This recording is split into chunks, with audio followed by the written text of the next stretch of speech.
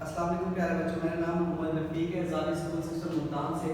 आज हम class 10th की बायोलॉजी का चैप्टर 13 से उसका लास्ट जो टॉपिक लेक्चर नंबर 31 में पढ़ेंगे।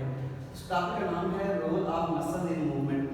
हरकत के अंदर, मूवमेंट के अंदर मसल का रोल कैसे होता है। मसल का रोल समझने से पहले हम क्या करते हैं बच्चे, हम कुछ टर्म्स को समझ लेते हैं कि टर्म्स क्या होते हैं। ओरिजिन मसल का एक and, one end of muscle is attached with a bone that is immovable. यानी कि मसल का एक पार्ट, एक एंड जो कि इमूवेबल बोन के साथ अटैच है, उस एंड को हम क्या कहते हैं ओरिजिन कहते हैं। ओरिजिन क्या होता है? End of muscle attach with immovable bone.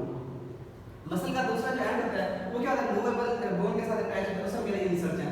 Insertion is the end of muscle attach with movable bone.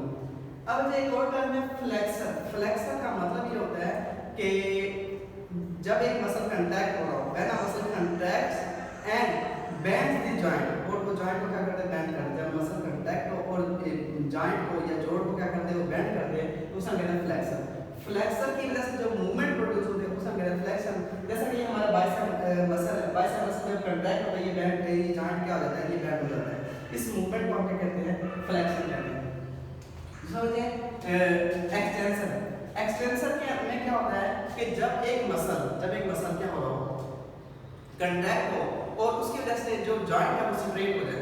When a muscle contracts and straightens the joints it is called extension. Extension की वजह से जो movement पैदा होती है उसे हम कहते हैं एक्सटेंशन।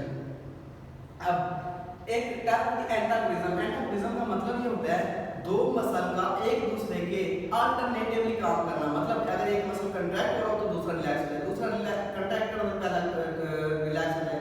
इस तरीके से एक दूसरे के एंटागोनिस्टिकली या एक दूसरे के अल्टरनेटिवली काम करने के मसल के को सब कहते हैं एंटागोनिज्म। एंटागोनिज्म क्या होता है? पहले one muscle contract other relax. इस ये टर्म जो होती है एंटागोनिज्म कहलाती है।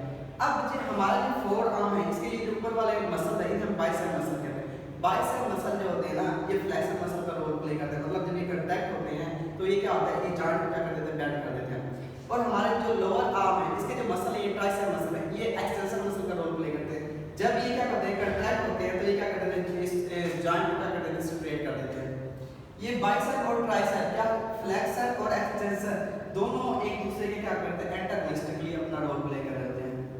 आज ये मूवमेंट का तो टॉपिक है। वापस से लास्ट जो टर्म है वो हमने पढ़नी है डिसऑर्डर इन स्केलेटन। स्केलेटन के अंदर कुछ डिसऑर्डर भी आ जाते हैं। हम इसमें से दो को पढ़ लेते हैं। ऑस्टियोपोरोसिस। ऑस्टियोपोरोसिस को इनफैक्ट वैसे हम कॉमन लैंग्वेज में ना ओल्ड एजेस में ना, खास तौर पे वेमेन में जो बोन्स है वो क्या रहते हैं? वीक हो जाती है। ओल्ड एज वेमेन के अंदर वीक का बोन का वीक होता है ना, weakening of bone or decrease density of bone. Bone की डेंसिटी डिक्रीज हो जाती है या बोन क्या रहती है? वीक हो जाती है। ये होती क्यों है? ये जो मिनरल है ना, इनके अंदर कैल्शियम और फास्फोरस इनकी डेफिशिएंसी हो जाती है। ये खास तौर पे ओल्ड एज पर्सन में होती है और स्पेशली इन वेमेन के अंदर होती है। इसकी वजूहात क्या है? तो इसकी वजूहात एक माल न्यूट्रिशन है। माल न्यूट्रिशन किस चीज़ की? प्रोटीन का कम लेना फूड के अंदर और विटामिन सी का। माल न्यूट्रिशन में क्या? प्रोटीन और विटामिन सी का कम लेना। इसके अलावा फिजिकल एक्टिविटीज का ना होना, फॉर एग्जांपल एक्सरसाइज करना करना, तो उसके अंदर भी क्या होती है? ऑस्टियोपोरोसिस हो सकती है। इसके अलावा ग्रोथ हार्मोन की डेफिशिएंसी की वजह से भी ऑस्टियोपोरोसिस हो जाती है। क्योंकि हम ओल्ड एज में कहते हैं जब एक इंसान की एज मेच्योरिटी से या ओल्ड एज में चला जाता है इंसान, उसके अंदर ग्रोथ रुक जाती है, ग्रोथ हार्मोन रुक जाता है, उसकी वजह से ऑस्टियोपोरोसिस हो जाती है।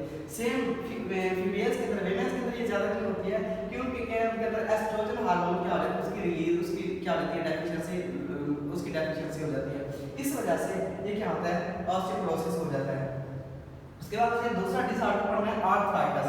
अच्छा, जहाँ पे वर्ड आ रहा होगा आईटीएस, आईटीएस इसका मतलब होता है इन्फ्लेमेशन या swollen part.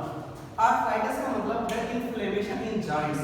Arthritis is inflammation of joints. ये भी ओल्ड एज पर्सन में होती है और ये भी वेमेन के अंदर स्पेशली खास तौर पे कॉमन होती है।